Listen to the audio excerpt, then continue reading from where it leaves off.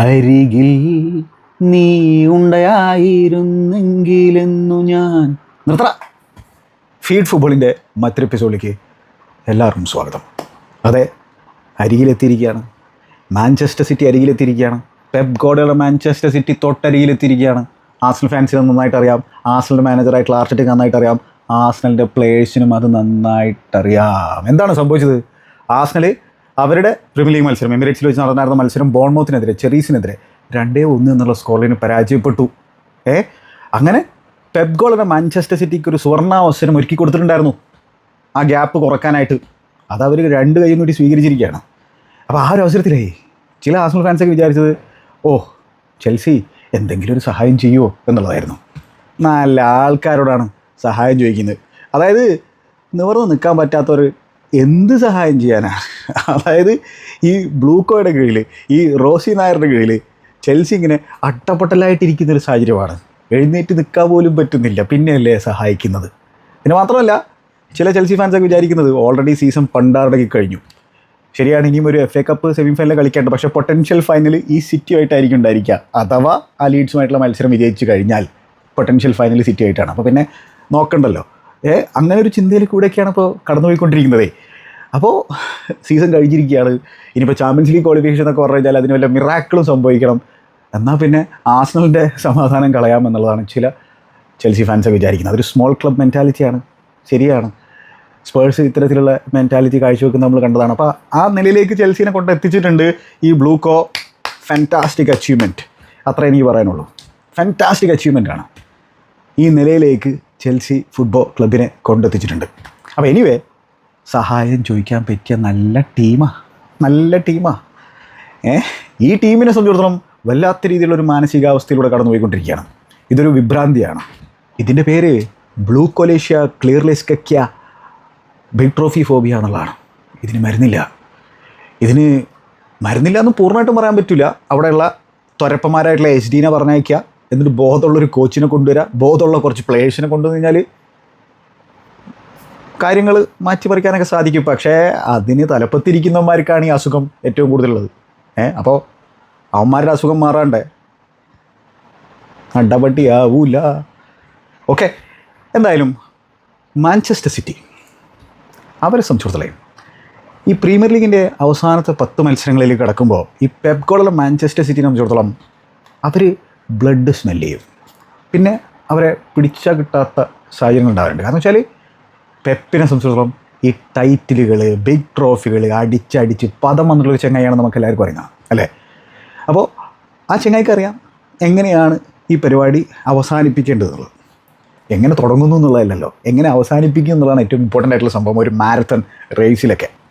അപ്പോൾ നന്നായിട്ട് അറിയുന്ന ഒരാളാണ്. മാത്രമല്ല അവിടെ ക്യാരക്ടേഴ്സ് ഉണ്ട്, പ്രോപ്പർ മൈൻഡ് സെറ്റുള്ള ആൾക്കാരുണ്ട്. ഇപ്പോൾ ബെർണാഡോ സിൽവ, റോഡ്രി, പിന്നെ അവരുടെ തന്നെ ബോളർമാർ, ജാനുവരിയിൽ അവർ നടത്തിയുള്ള സൈനിങ്ങൾ, അതായത് കൃത്യമായിട്ടുള്ള ഒരു ആറ്റിറ്റ്യൂഡാണ്. അതായത് ജയിക്കണം എന്നുള്ളൊരു ആറ്റിറ്റ്യൂഡുമായിട്ട് മുമ്പോട്ട് പോകുന്ന ആൾക്കാരാണ്. യെസ്, അവർക്ക് വേറെ ചില കേസുകളും കാര്യങ്ങളും അത്തരത്തിലുള്ള അന്വേഷണവും കാര്യങ്ങളൊക്കെ നടക്കുന്നുണ്ട്. അത് ഇതുവരെ തെളിയിക്കപ്പെട്ടിട്ടില്ല എന്നുള്ള കാര്യം ഓർക്കേണ്ടതുണ്ട്. അത് തെളിയിക്കപ്പെടുന്ന സാഹചര്യത്തിൽ നമുക്ക് അതിനെക്കുറിച്ച് സംസാരിക്കാം. പക്ഷേ ഇവർ മാത്രമല്ലല്ലോ പൈസ സ്പെൻഡ് ചെയ്യുന്നത്. പൈസ ഈ ബ്ലൂക്കോ സ്പെൻഡ് ചെയ്തിട്ടില്ലേ? ഇവന്മാർ എത്രയാണ് പൈസ സ്പെൻഡ് ചെയ്തിട്ടുള്ളത്? എന്നിട്ട് എന്താണ് അവിടെ ഉണ്ടാക്കി വെച്ചിട്ടുള്ളത്? എന്ത് തേങ്ങയാണ് അവിടെ ഉണ്ടാക്കി വെച്ചിട്ടുള്ളത്? കാണുമ്പോൾ തന്നെ ഇപ്പോൾ ആ സങ്കടം സ്റ്റേജൊക്കെ എന്നെ സംബന്ധിച്ചിടത്തോളം കടന്നു പോയിട്ടുണ്ട്. അപ്പോൾ അതുകൊണ്ട് ഇത് ഞാൻ നിങ്ങളോട് കുറേ നാളായിട്ട് പറഞ്ഞുകൊണ്ടിരിക്കുകയാണ്. ആ വെസ്റ്റ് ഹാമിനെതിരെ ഭയങ്കരമായിട്ടൊരു കംബാക്ക് വിജയൊക്കെ റോസിക്കുട്ടൻ്റെ കയ്യിൽ കാഴ്ചവെച്ചപ്പോൾ ഞാൻ അന്നേ പറഞ്ഞിട്ടാണ് എനിക്ക് വലിയ എക്സൈറ്റ്മെൻ്റ് ഒന്നും ഇല്ലാന്ന്. കാരണം വെച്ചാൽ എന്താണ് വരാനിരിക്കുന്നത് ഏകദേശം എനിക്കൊരു ധാരണയുണ്ടായിരുന്നു. ശരിയാവരുതേ എന്നുള്ളൊരു ചിന്ത മനസ്സിലുണ്ടായിരുന്നെങ്കിൽ പോലും ഏകദേശം അതാണ് സംഭവിക്കാൻ പോകുന്നത് നമുക്ക് എല്ലാവർക്കും അറിയായിരുന്നു. എനിക്ക് പ്രത്യേകിച്ച് അറിയായിരുന്നു. അതുകൊണ്ടാണ് എനിക്ക് വലിയ എക്സൈറ്റ്മെൻ്റ് ഒന്നും ഇല്ലാതിരുന്നത്. കാരണം ഇവന്മാർ ഈ പരിപാടിയിൽ മാറ്റം കൊണ്ടുവരാണ്ട് ഇവിടുന്ന് കാര്യമായിട്ടുള്ള നല്ല രീതിയിലുള്ള സംഭവങ്ങളൊന്നും സംപ്രേഷണം ചെയ്യാൻ പറ്റില്ല എന്നുള്ളത് എനിക്കറിയാം. അപ്പോൾ പെപ്പിൻ്റെ ടീമിനെ സംബന്ധിച്ചിടത്തോളം അവിടെ വിന്നർമാരുണ്ട്. ആൾ തന്നെ ഒടുക്കത്തെ വിന്നറാണ്. പിന്നെ ബോർഡ് അതിനനുസരിച്ചുള്ള സാധനങ്ങൾ ഇങ്ങനെ ഇട്ട് കൊടുക്കുന്നുണ്ട്. അപ്പോൾ അവരുടെ റെക്കോർഡ് നമ്മൾ നോക്കി കഴിഞ്ഞാൽ പ്രീമിയർ ലീഗിൻ്റെ അവസാനത്തെ 10 മത്സരങ്ങളിൽ അവസാനത്തെ 43 മത്സരങ്ങളുടെ റെക്കോർഡ് നോക്കി കഴിഞ്ഞാൽ അവരൊരൊറ്റ മത്സരം മാത്രമേ പരാജയപ്പെടുള്ളൂ. അതായത് പ്രീമിയർ ലീഗിലെ അവസാനത്തെ 10 മത്സരങ്ങളിലേക്ക് കടക്കുന്ന കാര്യത്തിൽ കഴിഞ്ഞ കുറച്ച് സീസണുകളിലായിട്ട് അവസാനത്തെ 43 മത്സരങ്ങളിൽ ഒരൊറ്റ പരാജയം മാത്രം. അതിൽ തന്നെ പിന്നെ 32 തവണ അവർ ജയിച്ചിട്ടുണ്ട്, 10 തവണ സമനില. അപ്പോൾ അങ്ങനെയുള്ളൊരു ബീസ്റ്റുമായിട്ടാണ് ആർസണലിൻ്റെ പോരാട്ടം നടന്നുകൊണ്ടിരിക്കുന്നത്. അപ്പോൾ ഇവിടെ എന്താണ് അക്ഷരാർത്ഥത്തിൽ ആ ഒരു ബാറ്റിൽ നമുക്ക് പറയാൻ പറ്റുമെന്ന് പറഞ്ഞു കഴിഞ്ഞാൽ, ടൈറ്റിൽ അടിച്ചടിച്ച് പദം വന്നിട്ടുള്ള ഒരു മാസ്റ്ററും മറ്റൊരു ടൈറ്റിൽ എങ്ങനെ ബോട്ടിൽ ചെയ്യാതിരിക്കാം എന്നുള്ളതിന് പഠനം നടത്തിക്കൊണ്ടിരിക്കുന്ന അപ്രൻറ്റീസും തമ്മിലുള്ള പോരാട്ടമാണ്, ശിഷ്യനും തമ്മിലുള്ള പോരാട്ടമാണ് നമ്മുടെ മുമ്പിൽ പ്രീമിയർ ലീഗിൽ ഇനി കാണാനിരിക്കുന്നത്. പിന്നെ പ്രീമിയർ ലീഗിൽ ആ ഒരു എക്സൈറ്റ്മെൻറ്റ് ഫാക്ടറൊക്കെ പോയിട്ടുണ്ട് എന്നുള്ള തരത്തിലുള്ളൊരു ഒരു എപ്പിസോഡൊക്കെ ഞാൻ ചെയ്തിട്ടുണ്ടായിരുന്നു.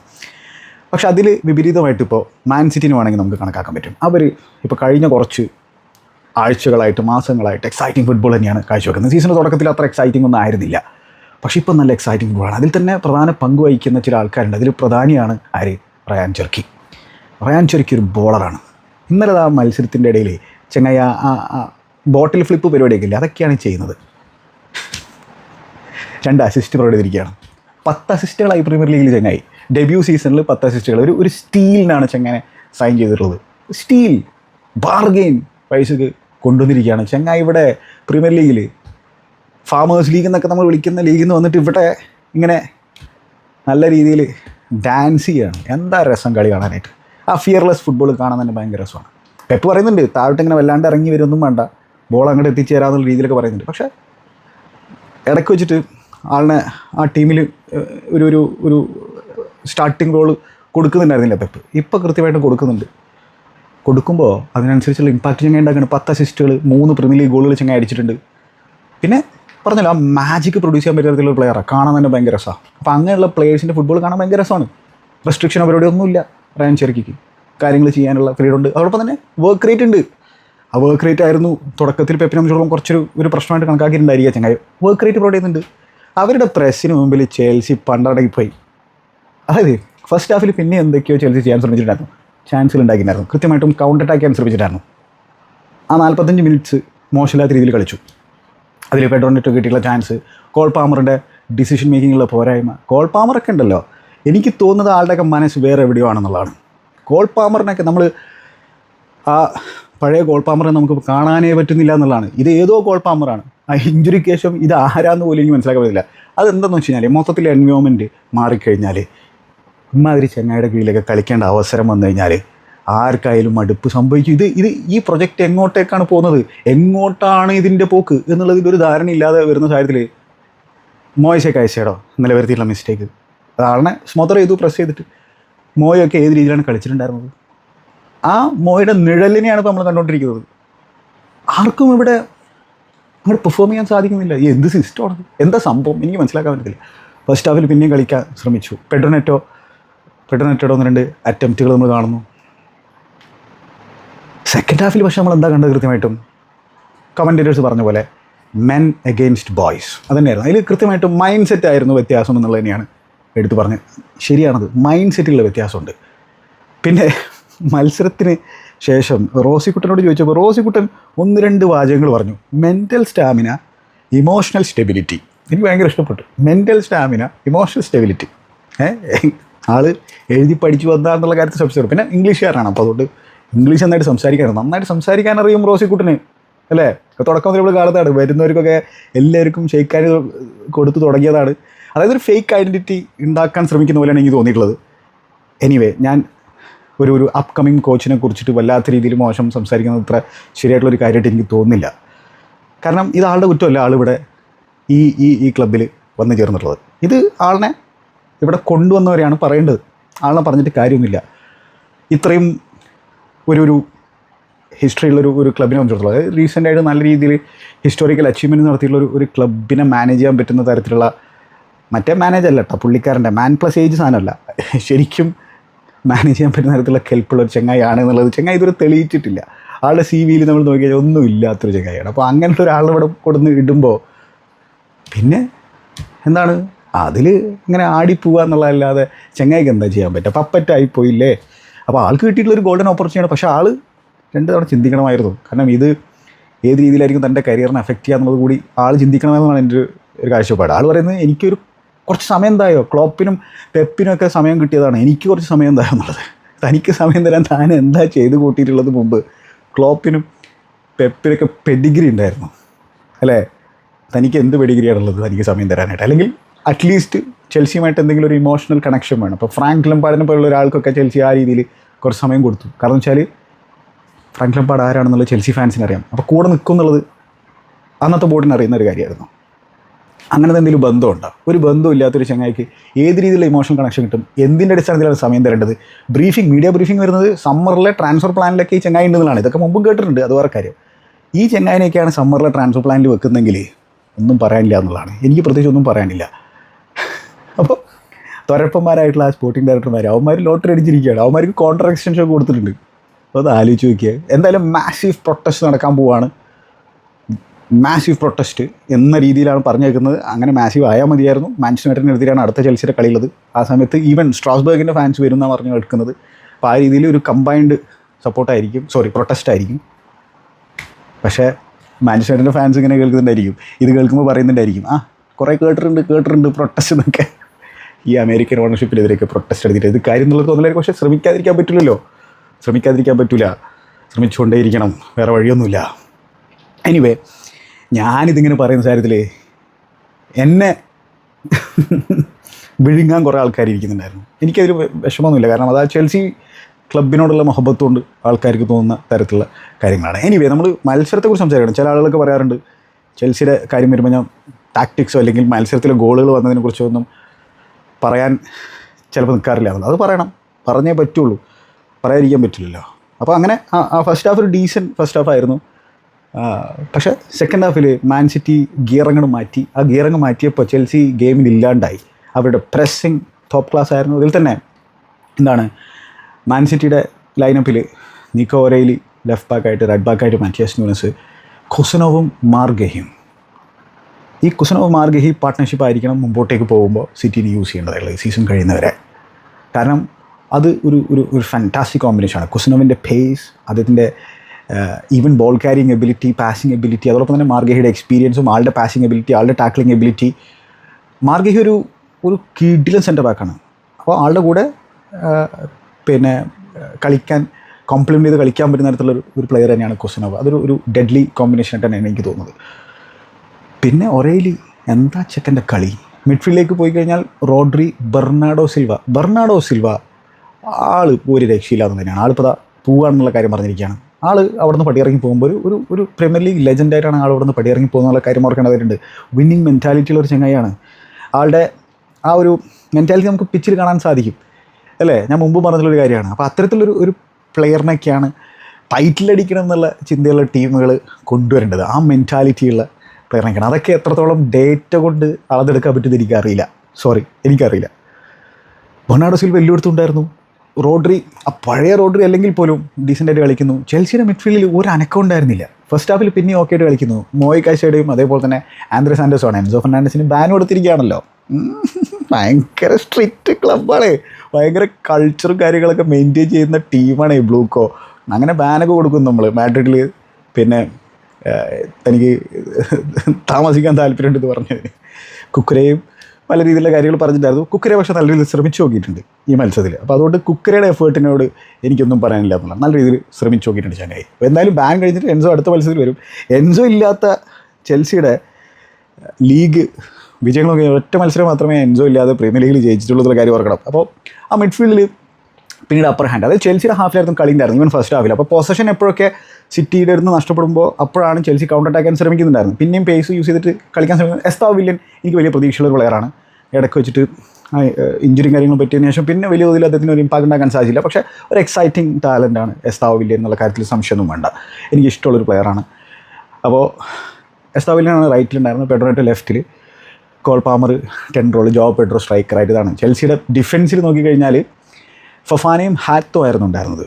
ഓക്കെ, അപ്പോൾ ഇവരുടെ ഈ ഒരു ഏരിയൽ എബിലിറ്റി അത്ര നല്ല രീതിയിൽ ഇല്ലാത്ത ചങ്ങായിമാരാണ്.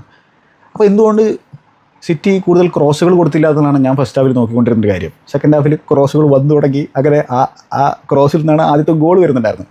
51-ാമത്തെ മിനിറ്റിൽ തന്നെ ഗോൾ അടിക്കുന്നത്. അത് സിറ്റി അവരുടെ ആ ഒരു പ്രസ്സിങ് ഇമ്പ്രൂവ് ആക്കി, അവരുടെ ഇൻറ്റൻസിറ്റി ഇമ്പ്രൂവ് ആക്കി. അപ്പോൾ പിന്നെ ഒരു ഉത്തരവില്ല ചെൽസിനെ സംബന്ധിച്ചിടത്തോളം. പൊസഷൻ ഗീവ് അവേ ചെയ്യുന്നു, എന്താണ് ചെയ്യുന്നതിലൊരു ധാരണയില്ല.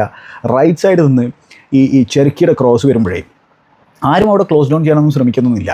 പിന്നെ ബോക്സിൽ ഈ നിക്കോ ഒരൈലിയുടെ ഈ ബോക്സിലേക്കുള്ള ഈ മൂവ്മെൻറ്റ്, ഈ സിറ്റിനെ സംബന്ധിച്ചോളം വളരെ ഇമ്പോർട്ടൻ്റ് ആയിട്ടുള്ളൊരു ഒരു ആട്രിബ്യൂട്ടായിട്ട് മാറിയിരിക്കുകയാണ്, ഒരു വെപ്പണായിട്ട് മാറിയിരിക്കുകയാണ് അല്ലേ. ഒറേലിയുടെ ഏരിയൽ എബിലിറ്റി ഫാൻറ്റാസ്റ്റിക് ആണ്, ഓൺ ദ ബോൾ ഫാൻറ്റാസ്റ്റിക് ആണ്, ഈവൻ ഡിഫെൻസീവ് കോൺട്രിബ്യൂഷൻ ബ്രില്യൻ്റ് ആണ്. അപ്പോൾ എന്താണ് ഒറേലിക്ക് പിന്നെ മുമ്പോട്ട് പോയി കളിക്കാനുള്ള ആ ഒരു ഫ്രീഡും കാര്യങ്ങളും കൊടുക്കുന്നത് വെച്ചാൽ റോഡ്രിയുടെ ആ ഒരു കവറും ഇതൊക്കെ ഡിഫൻസിലുണ്ട്. അതേപോലെ തന്നെ ബെർണാഡോ സിൽവ ഡിഫൻസീവ് കവറും കാര്യങ്ങളും കൊടുക്കും. പിന്നെ പൊസിഷൻ ഫുൾ ടൈം അവരുടെ അടുത്ത് തന്നെയാണല്ലോ ഉള്ളത്. അപ്പോൾ ഇതിൽ തന്നെ ഈ സിറ്റി സംബന്ധിച്ചോളം അവർ ആ റിസ്ക് എടുക്കുന്നുണ്ട്, ആ മുമ്പോട്ട് കയറി കളിക്കുന്നത് റിസ്ക് എടുക്കുന്നുണ്ട്. അപ്പോൾ ആ റിക്കവറി പേസിനൊക്കെയാണ് അവർ റിലൈ ചെയ്യുന്നത്. സീസണിൻ്റെ തുടക്കത്തിൽ അവർ ട്രാൻസിഷൻ ഡിഫെൻഡിങ് വളരെ മോശമായിരുന്നു. അപ്പോൾ അതിനാണ് ഇപ്പോൾ ഈ ഗഹീനൊക്കെ കൊണ്ടുവന്നിരിക്കുന്നത്. അതിലൊക്കെ ഇമ്പ്രൂവ്മെൻറ്റ് കൊണ്ടുവരണം. ഗഹി കുസനോവ് പാർട്ട്ണർഷിപ്പ് അതിൽ ഒരു പിന്നെ പണി ചെയ്യുന്നുണ്ട്. അതോടൊപ്പം തന്നെ സെമന്യോൻ്റെ ഒക്കെ വർക്ക് റേറ്റ് ഭയങ്കര ഇമ്പോർട്ടൻ്റ് ആണ്. അപ്പോൾ വിങ്ങിൽ കളിക്കുന്ന റൈറ്റ് വിങ്ങിലാണ് ചെങ്ങായി സ്റ്റാർട്ട് ചെയ്തത്, പിന്നീട് ലെഫ്റ്റ് വിങ്ങിലേക്ക് ചെങ്ങായി പോകുന്ന സാഹചര്യമൊക്കെ നമുക്ക് സെക്കൻഡ് ഹാഫിലേക്ക് കാണാൻ സാധിച്ചു. രണ്ട് വിങ്ങിലും കളിക്കാൻ പറ്റുന്ന വിധത്തിലുള്ള പ്രീമിയർ ലീഗ് പ്രൂവൺ ആയിട്ടുള്ള പ്ലെയറിനൊക്കെയാണ് അവർ കൊണ്ടുവന്നുള്ളത്. അങ്ങനത്തെ സൈനിങ്ങളാണ് നടത്തുക. എന്ത് ടൈറ്റിൽ അടിക്കണം എന്നുള്ള ആഗ്രഹം ഉണ്ടെങ്കിൽ അവർ ഓൾറെഡി ഇപ്പോൾ ഒരു കരബാ കപ്പ് അടിച്ചു, FA കപ്പ് അടിക്കാൻ ഫേവറേറ്റ്സ് അവരാണ്. ഇപ്പോൾ പ്രീമിയർ ലീഗ് ടൈറ്റിൽ റേസിലും അവരിങ്ങനെ ശക്തമായിട്ട് തിരിച്ചു വന്നിരിക്കുകയാണ്. അപ്പോൾ അവിടെ ഒരു ബുദ്ധിരാശ്വാസനായിട്ടുള്ള കോച്ചുണ്ട്, അതോടൊപ്പം തന്നെ റൈറ്റ് ആറ്റിറ്റ്യൂഡുള്ള ഓണർഷിപ്പ് ഉണ്ട് എന്നുള്ളത് ഓർക്കേണ്ടതായിട്ടുണ്ട്. അപ്പോൾ അങ്ങനെ എന്താണ് ചെറുക്കിയുടെ ക്രോസ് വരുമ്പോൾ ആന്ത്രേ സാന്റോസ് ആണ് പാവം നിക്കോ ഒറേലിനെ മാർക്കാൻ നിൽക്കുന്നത്. അതൊരു മിസ് മാച്ചാണ്. ഒറേലി വളരെ സിമ്പിളായിട്ട് ആളിനെ മറികടന്ന് പോയിട്ട് ഹെഡ് ചെയ്ത് ഗോളാക്കുന്നു.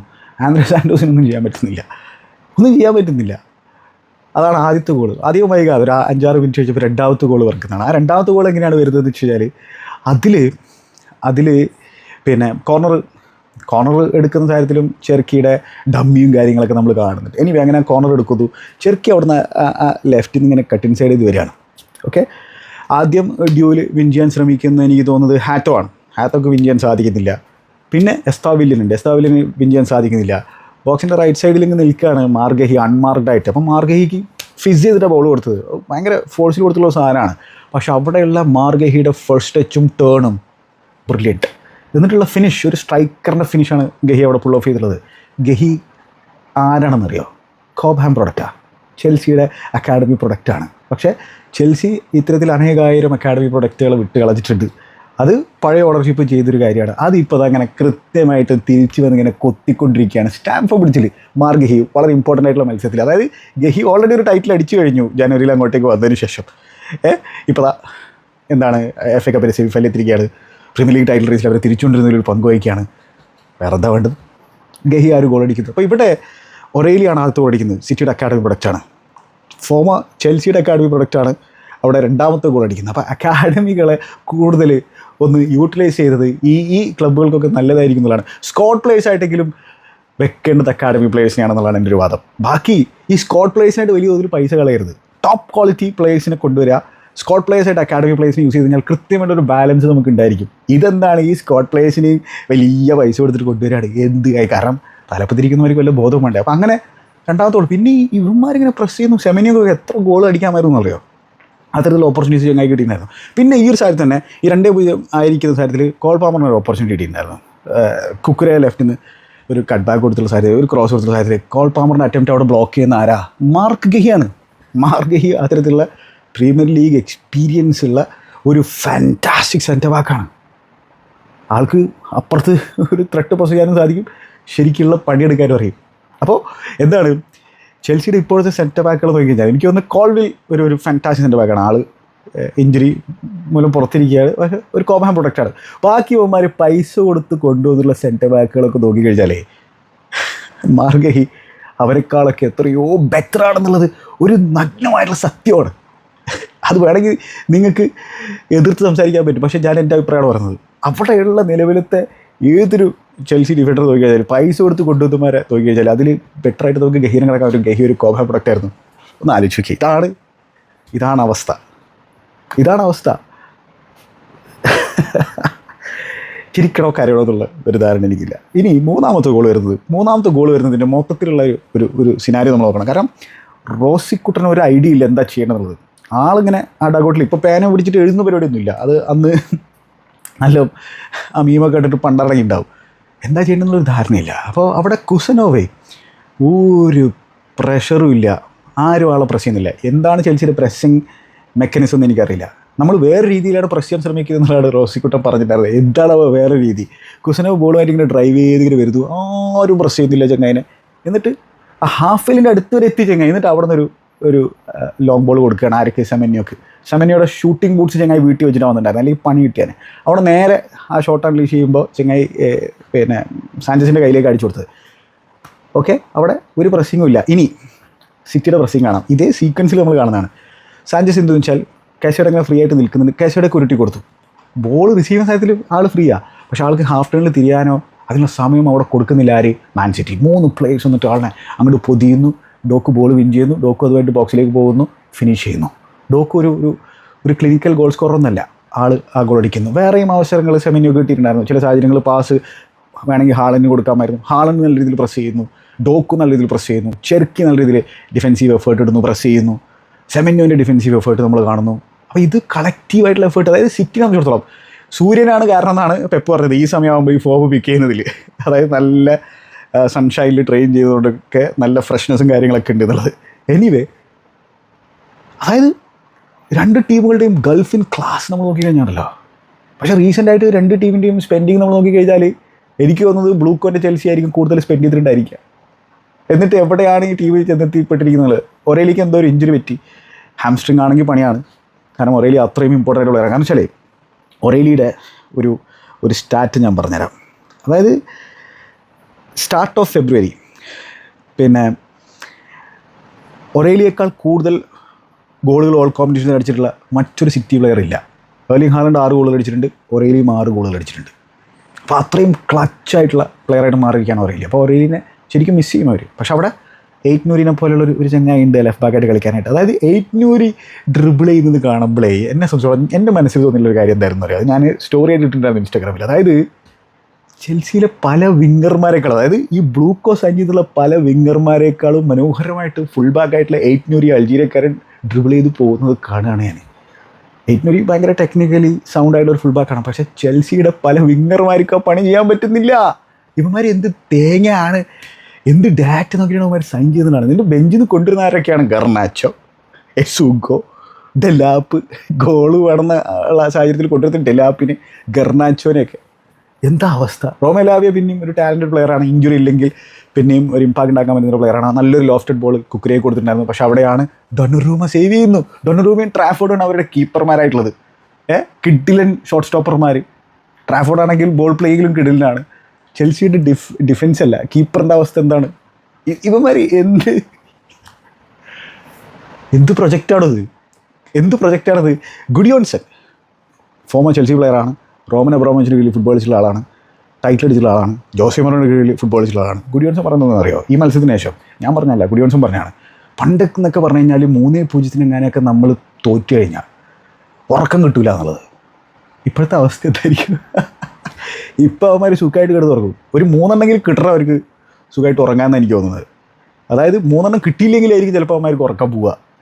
റോസിക്കുട്ടനൊക്കെ അങ്ങനെയായിരിക്കും അവസ്ഥ. ഒരു 3 കിട്ടണം, അല്ലെങ്കിൽ തോൽക്കണം, തോറ്റാലായിരിക്കും ചങ്ങായിക്ക് സുഖമായിട്ട് ഉറങ്ങാൻ പറ്റും. ഇതാണ് അവസ്ഥ. ഇതാണ് ഈ രീതിയിലേക്ക് ചെൽസി ഫുട്ബോൾ ക്ലബിനെ മാറ്റിമറിച്ചിട്ടുണ്ട് ബ്ലൂക്കോ. ഞാൻ വെറുതെ അല്ല ഇവന്മാരുടെ കൊങ്ങയ്ക്ക് തുടക്കം മുതൽ പിടിക്കുന്നത്. കാരണം വെച്ചാൽ ഇതിലേക്കാണ് ഇവന്മാർ പോകുന്നതെന്നുള്ളതിൻ്റെ ഒരു ധാരണ എനിക്കുണ്ടായിരുന്നു. പിന്നെ ഈ തവണ കൂടി ചാമ്പ്യൻസ് ലീഗ് ഫുട്ബോൾ കിട്ടിയില്ലെങ്കിൽ അവസ്ഥ ആലോചിക്കുക. ഇവന്മാരുടെ 4 സീസണുകളിൽ 3 ചാമ്പ്യൻസ് ലീഗ് കളിക്കാത്ത ചെൽസിനെ കാണേണ്ടി വരും. പിന്നെ എന്ത് പ്രൊജക്റ്റ് എന്നാണ് അവന്മാർ പറയുന്നത്? ഇപ്പോൾ ബ്രീഫിംഗ് വരുന്നുണ്ട് ഇവന്മാർ എക്സ്പീരിയൻസ്ഡ് ആൾക്കാരെ ആഡ് ചെയ്യുന്നുള്ള രീതിയിലൊക്കെ. എന്നിട്ട് ആരാ ഉള്ളത് അവിടെ? ഈ റോസിക്കുട്ടറോ? ഇനിയിപ്പോൾ വെച്ചാ പോക്കിനെങ്ങാനും FA കപ്പ് എങ്ങാനും അടിച്ചു കഴിഞ്ഞാൽ അടിക്കണം എന്ന് ആഗ്രഹം എനിക്കുണ്ട്, അതിയായ ആഗ്രഹമുണ്ട്. ഇനി സിറ്റി എങ്ങാനും പ്രീമിയർ ലീഗ് ടൈറ്റിൽ റേസിൽ ഭയങ്കര സ്ട്രോങ് ആയിട്ട് അവന്മാരെ ടൈറ്റിലൊക്കെ എങ്ങനെയൊക്കെ ആസലിൻ്റെ കയ്യിൽ നിന്ന് എടുത്തിട്ട് അവരൊന്ന് അയഞ്ഞ മട്ടിലാണെങ്കിൽ ഒരു പക്ഷേ ചിലപ്പോൾ നമുക്ക് അടിക്കാനുള്ളൊരു ചാൻസ് ഒക്കെ ഉണ്ട്. ഒരു 1 ഓഫ് ഗെയിമിലൊക്കെ പറയാൻ പറ്റില്ലല്ലോ, ഫുട്ബോളല്ലേ. അപ്പം പിന്നെ ബ്ലൂക്കോൻ്റെ ചെങ്ങായിമാരും വരും. പക്ഷേ എന്നാൽ പോലും അങ്ങനെ അവന്മാർ പറഞ്ഞോട്ടെ, എന്നാലും അത് അടിക്കണം എന്ന് ആഗ്രഹം എനിക്ക് ഭയങ്കരമായിട്ടുണ്ട്. പക്ഷേ അവസ്ഥ ഇത് വല്ലാത്തൊരവസ്ഥ. അവസാനത്തെ 7 പ്രീമിയർ ലീഗ് മത്സരങ്ങളിൽ ചെൽസി ഒറ്റ മത്സരം ചെയ്തിട്ടുള്ളൂ. ഇനി മറ്റൊരു സ്റ്റാറ്റ് ഞാൻ പറഞ്ഞുതരാം. അതായത് ചെൽസി സംബന്ധിച്ചിടത്തോളം എന്താണ് ഞാൻ പറയാം 1-2 സാധനങ്ങൾ ഞാൻ എഴുതി വെച്ചിട്ടുണ്ട്. ഭയങ്കരമായിട്ടുള്ള സംഭവങ്ങളാണ്. അതായത് 28 വർഷങ്ങൾക്ക് ശേഷം ആദ്യമായിട്ടാണ് Chelsea football club premier league മത്സരങ്ങളിൽ 3 അടുപ്പിച്ച് ഗോളടിക്കാണ്ട് പരാജയപ്പെടുന്നത് എന്നുള്ള കാര്യം ഓർക്കേണ്ടതായിട്ടുണ്ട്. ഇതാണ് ബ്ലൂക്കോൻ്റെ ചെൽസി. പിന്നെ ഹൾ സിറ്റിയും റെക്സമുമായിട്ടുള്ള ആ ഒരു വിജയങ്ങൾ, FA കപ്പിലുള്ള വിജയങ്ങൾ നമ്മൾ മാറ്റി നിർത്തി കഴിഞ്ഞല്ല, അത് എന്തായാലും ജയിക്കേണ്ട മത്സരങ്ങളാണ്. ചെൽസി ഫെബ്രുവരി 7 ശേഷം ആകെ പരാജയപ്പെടുത്തിയിട്ടുള്ളൊരു ഒരു സോളിഡ് സൈഡ് എന്ന് പറഞ്ഞാൽ അത് ആസ്റ്റൺ വില്ലയാണ്, വില്ല പാർക്കിൽ. പിന്നെ വേറെ രീതിയിൽ സംസാരിച്ച് കഴിഞ്ഞാൽ എൻഡ് ഓഫ് ജാനുവരി മുതൽ നമ്മൾ നോക്കിക്കഴിഞ്ഞാൽ ആകെ ചെൽസി പ്രീമിയർ ലീഗിൽ പരാജയപ്പെടുത്തിയുള്ള 2 സൈഡുകൾ വൂൾസും ആസ്റ്റൺ വില്ലയുമാണ്. ഇതാണ് ചെൽസിയുടെ ഫോം എന്ന് പറഞ്ഞാൽ. ഈ ചെങ്ങായി ഇടയ്ക്ക് പറയുമല്ലോ, ഞാൻ വന്നതിന് ശേഷം ചെൽസിയുടെ ഫോം നോക്കി കഴിഞ്ഞാൽ നമ്മൾ ടേബിൾ 4ാം സ്ഥാനത്താണ്, ഇപ്പോൾ മിഡ് ടേബിളിലായിരിക്കുന്നത്. പിന്നെ പ്രീമിയർ ലീഗിൻ്റെ ടേബിൾ നമ്മൾ നോക്കി കഴിഞ്ഞാൽ ചെൽസിയുടെ ശരിക്കുള്ള അവസ്ഥ മനസ്സിലാക്കാൻ സാധിക്കും. ഈ ബ്ലൂക്കോൻ്റെ പ്രൊജക്റ്റിൻ്റെ ദുരവസ്ഥ മനസ്സിലാക്കാൻ സാധിക്കും. അതായത് ചെൽസി 6ാം സ്ഥാനത്തായിരിക്കുന്നത്, 48 പോയിൻറ്റ്സാണ് 32 മത്സരങ്ങളിൽ നിന്ന്. ഓക്കെ, ബ്രെൻഫോർഡ് തോമസ് ഫ്രാങ്ക് എന്ന് പറയുന്ന മാനേജർ പോയ ബ്രെൻഫോർഡ്, പ്ലേയേഴ്സ് കുറേ പോയ ബ്രെൻഫോർഡ്, എംബുമോനെ പോലെ അങ്ങനെയുള്ള ഇമ്പോർട്ടൻറ്റ് പ്ലേയേഴ്സ് നഷ്ടപ്പെട്ട ബ്രെൻഫോർഡ് 47 പോയിൻറ്റ്സുമായിട്ട് ഈ ബ്ലൂക്കോൻ്റെ മൾട്ടി-ബില്യൺ പൗണ്ടിൻ്റെ പ്രൊജക്റ്റിന് തൊട്ട് താഴെ ഇരിക്കുകയാണ്. എംബാരസ്മെൻ്റ് അല്ലേ ഇത്? ആണോ? അല്ല, ഇതല്ല എംബാരസ്മെൻറ്റ്. ഇനി ഞാൻ പറഞ്ഞുതരാം. എവർട്ടൺ, ഡേവിഡ് മോയ്സിൻ്റെ എവർട്ടൺ, വലിയ ഫണ്ടിങ്ങോ പരിപാടികളൊന്നും ഇല്ലാത്ത എവർട്ടൺ 47 പോയിൻറ്റ്സുമായിട്ട് ഒരൊറ്റ പോയിൻ്റ് പുറകിൽ നിൽക്കുന്നുണ്ട്. ബ്രൈറ്റൺ, അതായത് എന്താണോ ഈ ബ്ലൂക്കോ ചെൽസിനെ മാറ്റാൻ ആഗ്രഹിക്കുന്നത്, ആ ബ്രൈറ്റനുമായിട്ട് 2 പോയിൻറ്റ്സിൻ്റെ വ്യത്യാസത്തിലാണ് ചെൽസി ഇരിക്കുന്നത്. ബ്രൈറ്റന് 46 പോയിൻറ്റ്സ് ഉണ്ട്. അവർ നല്ല ഫോമിൽ ഫുട്ബോൾ കളിച്ചുകൊണ്ടിരിക്കുകയാണ്. ബ്രൈറ്റനുമായിട്ടുള്ള എവേ മത്സരമുണ്ട് ചെൽസിക്ക്. ജയിക്കാൻ ഒരു സാധ്യതയില്ലാത്ത രീതിയിലാണ്. ഇപ്പോൾ ഏത് ടീമിനെതിരെയും ജയിക്കുമെന്ന് വെച്ച് കഴിഞ്ഞാൽ പോർട്ടുഗലിനേറ്റ് ജയിക്കും. അത് ജയിച്ചില്ലെങ്കിൽ അവസാനം ആലോചിച്ച് നോക്കിയേ. സണ്ടർലാൻഡ് പ്രൊമോഷൻ നേടിയെടുത്ത് വന്നിട്ടുള്ള സൈഡാണ്. സണ്ടർലാൻഡ് 46 പോയിൻറ്റ്സുമായിട്ട് ഇരിക്കുന്നുണ്ട്, വെറും 2 പോയിൻറ്റ്സിൻ്റെ വ്യത്യാസത്തിൽ ചെൽസിയുമായിട്ട്. സണ്ടർലാൻഡ് ഇരിക്കുന്നത് 10ാം സ്ഥാനത്താണ്. ബോൺമൗത്ത്, ഇരയോളയുടെ ബോൺമൗത്തിനെ സംബന്ധിച്ചിടത്തോളം എന്തൊക്കെ തരത്തിലുള്ള ചേഞ്ചുകളാണ് സംഭവിച്ചിട്ടുള്ളത്. ജാനുവരിയിൽ സെമെന്യോനെയും കൊണ്ടുപോയി, സമ്മറിലാണെങ്കിൽ ആ ഡിഫൻസ് മൊത്തത്തിൽ ഷേക്കപ്പ് സംഭവിക്കുന്നു, സബാനി പോകുന്നു, ഹൗസൻ പോകുന്നു. അപ്പോൾ അങ്ങനെയുള്ള ആ ബോൺമൗത്ത് ഓൾറെഡി വലിയ തോതിൽ ഫണ്ടിങ്ങോ പരിപാടികളൊന്നും ഇല്ലാത്തൊരു സൈഡാണ്. അവരിയ്ക്കുന്നത് 11ാം സ്ഥാനത്താണ് 45 പോയിൻറ്റ്സുമായിട്ട്, ചെൽസിയുമായിട്ട് 3 പോയിൻറ്റ്സിൻ്റെ വ്യത്യാസത്തിൽ. ഇതാണ് ചെൽസിയുടെ നിലവിലത്തെ സ്ഥിതി. ഇനി ചെൽസിക്ക് വരാനിരിക്കുന്ന ഫിക്സ്ചേഴ്സോ, ഇതിൽ ഏതെങ്കിലും ജയിക്കുമെന്ന് നിങ്ങൾക്ക് ഉറപ്പ് പറയാൻ പറ്റുമോ? ഇനി വരാനിരിക്കുന്ന ഫിക്സ്ചേഴ്സിൽ മാഞ്ചസ്റ്ററുമായിട്ടാണ് അടുത്തത്, ബ്രിഡ്ജിൽ ജയിക്കുമെന്ന് നിങ്ങൾക്ക് പറയാൻ പറ്റുമോ? സാധാരണ ഡ്രോ ആണ് സംഭവിക്കാറുള്ളത്, ജയിക്കുമെന്ന് പറയാൻ പറ്റുമോ? പിന്നെ ബ്രൈറ്റൺ എവേ ജയിക്കുമെന്ന് പറയാൻ പറ്റുമോ? ലീഡ്സുമായിട്ടുള്ള FA കപ്പ് മത്സരം വെംബ്ലിയിൽ ജയിക്കേണ്ടതാണ്, പക്ഷേ ജയിക്കുമെന്ന് നിങ്ങൾക്ക് ഉറപ്പിച്ച് പറയാൻ പറ്റുമോ? നോട്ടിംഗ്ഹാം ഫോറസ്റ്റുമായിട്ടുള്ള മത്സരം ബ്രിഡ്ജിൽ, നോട്ടിംഗ്ഹാം ഫോറസ്റ്റ് റിലേഗേഷൻ ബാറ്റിലിരിക്കുന്ന സൈഡാണ്, ജയിക്കുമെന്ന് നിങ്ങൾക്ക് പറയാൻ പറ്റുമോ? ലിവർപൂളുമായിട്ടുള്ള എവേ മത്സരം ആൻഫീൽഡിൽ, അത് ഏത് ലിവർപൂളാണെങ്കിലും നടപടിയാവില്ല. സ്പേഴ്സുമായിട്ടുള്ള മത്സരം, സ്പേഴ്സ് റിലേഗേഷൻ ബാറ്റിലിരിക്കുകയാണ്, ബ്രിഡ്ജിലെ മത്സരം ജയിക്കുമെന്ന് പറയാൻ പറ്റുമോ? സണ്ടർലാൻഡ് എവേ സ്റ്റേഡിയം ഓഫ് ലൈറ്റിൽ. ഇതാണ് ചെൽസിയുടെ അവസ്ഥ. ഇതാണ് അവസ്ഥ. This is the reality. ബ്ലൂക്കോയുടെ കീഴിലുള്ള ചെൽസിയുടെ റിയാലിറ്റി. മാൻ സിറ്റിനെ സംബന്ധിച്ചിടത്തോളം അവരിങ്ങനെ, ഞാൻ പറഞ്ഞല്ലോ, അവർ ശരിക്കും ബ്ലഡ് സ്മെല്ല് ചെയ്യുന്നുണ്ട്. ആർസനലിനെ സംബന്ധിച്ചിടത്തോളം ആ എറ്റിഹാദിലേക്ക് പോയിട്ട് അവർക്കൊരു സമനില പിടിക്കാനെങ്കിലും സാധിച്ചു കഴിഞ്ഞാൽ അത് അവർക്ക് കൊടുക്കുന്ന കോൺഫിഡൻസ് ചെറുതൊന്നായിരിക്കില്ല. അതാണ് ഞാൻ പറയുന്നത്. നേരെ മറിച്ച് അവർ അട്ടപ്പട്ടലമായി കഴിഞ്ഞാൽ ആ സമനിലയ്ക്ക് വേണ്ടി ശ്രമിച്ചാൽ ചിലപ്പോൾ പരാജയപ്പെടുമായിരിക്കും. റൈറ്റ് ആറ്റിറ്റ്യൂഡുമായിട്ട് എറ്റിഹാദിലേക്ക് പോകാൻ ആർസനൽ സാധിച്ചു കഴിഞ്ഞാൽ അത് ഒരു ഗെയിം ചേഞ്ചറായിരിക്കും. മൊത്തത്തിൽ കാര്യങ്ങൾ ടേൺ ചെയ്യാനൊരു അവസരം കിട്ടുമായിരിക്കും. ഫുട്ബോളാണല്ലോ. പക്ഷേ അതിന് മുമ്പ് അവർക്ക് സ്പോർട്ടിങ്ങുമായിട്ടുള്ള എമിറേറ്റ്സിലെ മത്സരമുണ്ട്. മാൻ സിറ്റി ഭയങ്കര ഫ്രഷ് ആയിട്ടായിരിക്കും ഇരിക്കുക. അവർക്ക് മിഡ് വീക്കിൽ പരിപാടികളൊന്നുമില്ല, ഓൾറെഡി ചാമ്പ്യൻസ് ലീഗ് പുറത്തായിട്ടിരിക്കുകയാണ്. എപ്പോൾ പറഞ്ഞത് മിഡ് വീക്കിൽ ഗെയിം ഉണ്ടാവണം എന്നുള്ളായിരുന്നു എൻ്റെ ആഗ്രഹം. കാരണം വെച്ചാൽ ആളെ സംബന്ധിച്ചോളം എല്ലാ കോമ്പറ്റീഷനിലും ഒരു ഇമ്പാക്റ്റ് ഉണ്ടാക്കണം എന്നുള്ളതാണ് ചെങ്ങയുടെ ഒരു എയിം, ഒരു അംബീഷൻ എന്നൊക്കെ പറഞ്ഞാൽ. അത്തരത്തിലൊരു വിന്നറാണല്ലോ. അപ്പോൾ ഇവിടെ എങ്ങനെ ആർട്ടറ്റ ഈ ടീമിനെ ലിഫ്റ്റ് ചെയ്യും എന്നുള്ളത് കാണാൻ വലിയ ആഗ്രഹമുണ്ട്. ഇനി അഥവാ ആർസനൽ മത്സരം തോറ്റു കഴിഞ്ഞാൽ പിന്നെ സിറ്റിക്ക് ഒരു ഗെയിം ഇൻ ഹാൻഡ് ഉണ്ട്. അതും ജയിച്ചു കഴിഞ്ഞാൽ ആർസനൽ സിറ്റി തമ്മിൽ പോയിൻറ്റ്സ് ഒന്നാകും, ഒരേ പോയിൻറ്റ്സ് ആകും. ഗോൾ ഡിഫറൻസ് അപ്പോൾ വളരെ ക്രൂഷ്യലായിട്ട് മാറും. നിലവിൽ +3 ഗോൾ ഡിഫറൻസ് ആർസനലുണ്ട്. പക്ഷേ സീസൺ തുടക്കത്തിൽ ആർസനൽ ക്ലീൻ ഷീറ്റുകൾ കരസ്ഥമാക്കുന്നു, ഡിഫെൻഡ് ചെയ്യുന്നു, ഗോളുകൾ കൺസിഡർ ചെയ്യുന്നില്ല. പക്ഷേ ഈ ഏപ്രിൽ മാസത്തിലേക്ക് എത്തുമ്പോൾ, ബിസിനസ് എൻഡ് ഓഫ് ദി സീസണിലേക്ക് എത്തുമ്പോൾ ആർസനൽ അട്ടപ്പട്ടലമാകുന്നതും സിറ്റി അവരുടെ ഗെയിം ഇമ്പ്രൂവ് ആകുന്നതും ആർസനൽ ഫാൻസും കണ്ടിട്ടുണ്ട്, ലിവർപൂൾ ഫാൻസും കണ്ടിട്ടുണ്ട്. ക്ലോപ്പിൻ്റെയൊക്കെ കാര്യം ആലോചിച്ച് നോക്കിയാൽ 90+ പോയിൻറ്റുകൾ, 97 പോയിൻ്റൊക്കെ അടിച്ചിട്ട് പോലും ടൈറ്റ് അടിക്കാത്ത സാഹചര്യം ഉണ്ടായിട്ട് ആ രീതിയിലുള്ള ക്ലോസ് പരിപാടികളൊക്കെ ഉണ്ടായിരുന്നു. പക്ഷെ അപ്പോഴും പെപ്പിൻ്റെ സിറ്റി ഒരു തരി ക്വാളിറ്റി കൂടുതൽ ഫുൾ ഓഫ് ചെയ്യുന്ന നമുക്ക് കാണാൻ സാധിച്ചിട്ടുണ്ടായിരുന്നത്. ഇവിടെ ആ സംബന്ധിച്ചിടത്തോളം അവരവരുടെ എല്ലാം കൊടുക്കണം. അവരുടെ ഫ്രണ്ട് പ്ലേയേഴ്സൊക്കെ കോൺട്രിബ്യൂട്ട് ചെയ്യണം. ആ ഒരു ബ്രേവറി അവർ കാഴ്ചവെക്കണം. അത് മാനേജറിൽ നിന്നാണ് തുടങ്ങേണ്ടതായിട്ടുള്ളത്. എന്തായാലും മാസ്റ്റർ വേഴ്സസ് അപ്രൻറ്റീസാണ്, അതിനായിട്ടാണ് നമ്മൾ കാത്തിരിക്കുന്നത്. അതുപോലെ ചെൽസി യുണൈറ്റഡ് ഫിക്സറിനായിട്ട് ഞാൻ കാത്തിരിക്കുന്നത്. പക്ഷേ അതൊരു ഒരു ഒരു പഴയ ഒരു നൊസ്റ്റാൾജിയുള്ള ഒരു ഫിക്സറാണ് ചെൽസി ഫാൻസിനും മാഞ്ചസ്റ്റർ യുണൈറ്റഡ് ഫാൻസിനും. എന്തായാലും യുണൈറ്റഡ് സംബന്ധിച്ചോളം ഇന്ന് രാത്രി കളിയുണ്ട് ലീഡ്സുമായിട്ടുള്ളത്. ഞാൻ എന്തായാലും കാണും, എന്നിട്ട് നാളെ അതിൻ്റെ റിവ്യൂ ചെയ്യാൻ ശ്രമിക്കാം. ഇതാണ്, ഞാൻ എന്തെങ്കിലുമൊക്കെ വിട്ടുപോയിട്ടുണ്ടെങ്കിൽ അത് നിങ്ങൾ കമൻറ്റ് ബോക്സിൽ പൂരിപ്പിക്കുക. വേറെ ഇപ്പം ഞാൻ എന്താ പറയുക. അതുപോലെ തന്നെ ഗഹീനെ സംബന്ധിച്ചിടത്തോളം ഗഹിയുടെ overall game was absolutely brilliant. Goal അടിക്കുന്നു, അതോടൊപ്പം തന്നെ പാസുകൾ കംപ്ലീറ്റ് ചെയ്തത് 102 101 കംപ്ലീറ്റ് ചെയ്യുന്നു. ലൈൻ ബ്രേക്കിംഗ് പാസുകൾ 23 കൊടുക്കുന്നു. ഡ്യൂലുകൾ വിൻ ചെയ്തത് 9 8, ഇൻ്റർസെപ്ഷൻസ് 3, കംപ്ലീറ്റ് പെർഫോമൻസ് നമുക്ക് അദ്ദേഹത്തിൻ്റെ അടുത്ത് കാണാൻ സാധിച്ചത്. അതേപോലെ തന്നെ റയാൻ ചെർക്കിയുടെ ഗെയിം വാസ് ആബ്സൊല്യൂട്ട്ലി ബ്രില്യൻറ്റ്. 9ാമത്തെയും 10ാമത്തെയും പ്രീമിയർ ലീഗ് അസിസ്റ്റാണ് ഈ മത്സരത്തിൽ ചങ്ങായി പ്രൊഡ്യൂസ് ചെയ്തിട്ടുണ്ടായിരുന്നത്. അപ്പോൾ അതാണ് അല്ലേ, ആ സിറ്റി ഫാൻ എന്തായാലും വൈറലായിട്ടുണ്ട്. അതായത് സിറ്റി 3ാമത് ഗോൾ അടിച്ചപ്പോഴാണ് ചങ്ങായി സിംബോളിക്കായിട്ട് ആർസണലിൻ്റെ ഒരു പേരെഴുതിയിട്ടുള്ള ബോട്ടിലിൽ കണ്ണീര് കുടിക്കുന്ന ആ ഒരു വീഡിയോ ഭയങ്കരമായിട്ട് വൈറലായിട്ടുണ്ട്. അപ്പോൾ ഇതിന് പകരം കൊടുക്കാൻ ആർസണലിന് സാധിക്കുമോ എന്നുള്ളതാണ്. ഇതൊക്കെ ഒരു മോട്ടിവേഷനായിട്ട് അവർക്ക് കാണാൻ സാധിക്കുമോ, അതോ ഇതിൽ പതറുകയാണോ അവർ ചെയ്യുന്നത്, അവർക്ക് കൃത്യമായിട്ടുള്ള മെൻറ്റാലിറ്റി കാഴ്ചവെക്കാൻ സാധിക്കുമോ, കണ്ടറിയേണ്ട തരത്തിലുള്ള സംഭവം തന്നെയാണ്. അതിനായിട്ട് കാത്തിരിക്കാം. എന്തായാലും അടുത്ത ആഴ്ച അതൊരു 1.5 ഫിക്സർ തന്നെയായിരിക്കും എറ്റിഹാദിൽ ആർസണൽ വേഴ്സസ് മാഞ്ചസ്റ്റർ സിറ്റി. മറ്റേ നമുക്ക് കൊണ്ട് കാണാം. Good bye.